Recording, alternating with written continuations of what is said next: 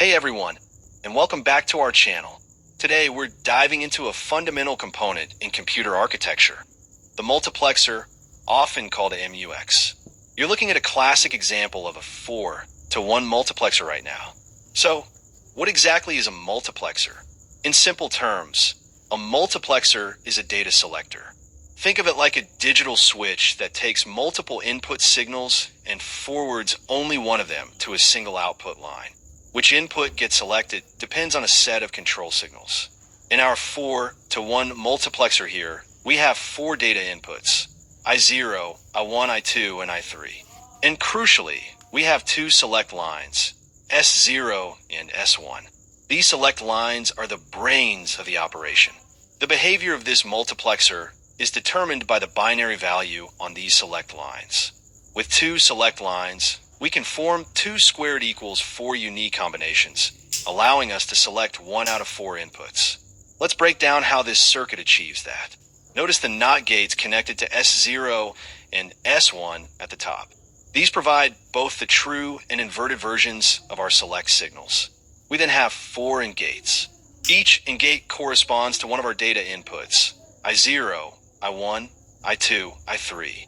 Look closely at the inputs to each AND gate. Asterisk the top AND gate receives I0 and the inverted S1 and inverted S0. So, it's active only when S1 is 0 and S0 is 0.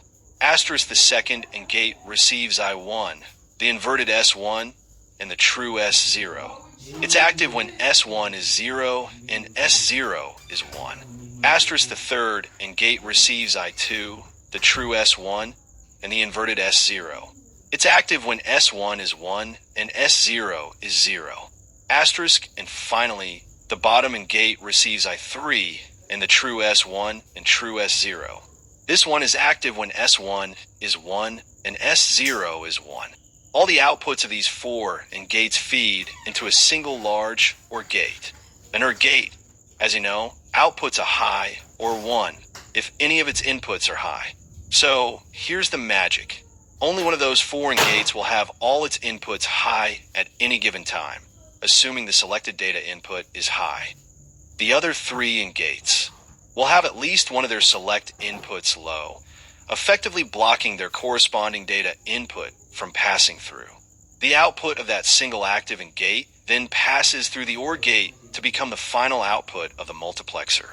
Multiplexers are incredibly versatile.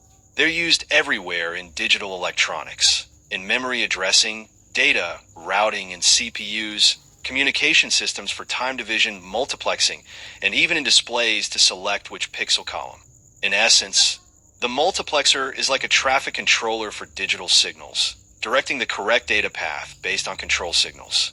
Understanding its behavior is key to grasping how digital systems manage and process information efficiently. If you found this explanation helpful, give us a thumbs up, subscribe for more computer architecture insights, and let us know in the comments what other topics you'd like us to cover. Thanks for watching.